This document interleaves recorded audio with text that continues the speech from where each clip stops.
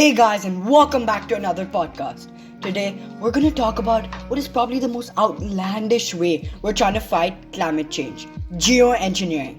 Geoengineering is when humans intervene in natural processes with the aim of mitigating the predicaments of global warming. A relevant example of geoengineering is cloud seeding, which alters rain cycles by allowing more condensation to occur. In the effort against climate change, it's quite obvious that mankind is struggling to reduce its carbon emissions. Geoengineering would enable the world to acclimate towards an environment which is more suitable for human development. To create such an environment, two types of geoengineering have been investigated under heavy scrutiny.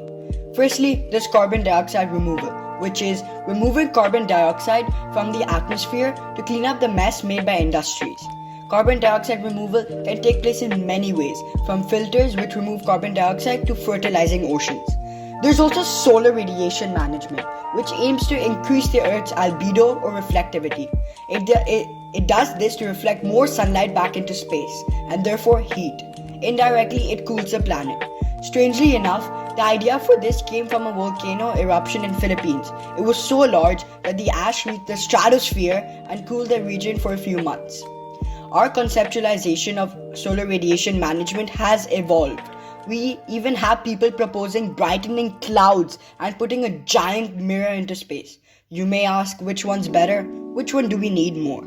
Here, we see a graph showing solar radiation management will cool the Earth to the greatest extent. It's called global warming for a reason.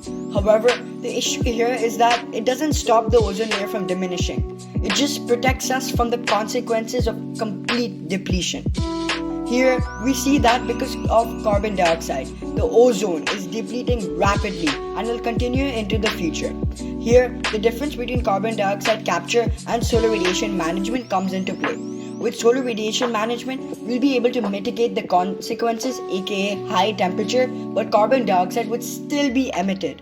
That means that the ozone would still deplete. However, solar radiation management would give us more time to work on our carbon emissions. But can we be sure that we will? Regardless, the depletion of the ozone still expresses a need for carbon dioxide removal. This graph clearly depicts the effectiveness or need for carbon dioxide capture. If carbon sequestration would be implemented properly, it could reduce the amount of carbon in our atmosphere by 20%. Unfortunately, carbon dioxide removal is exorbitant, and we can't fathom how it will be performed in the future. When was the last time you heard about a country dumping iron into the ocean? The truth is, we're uncertain of what to do.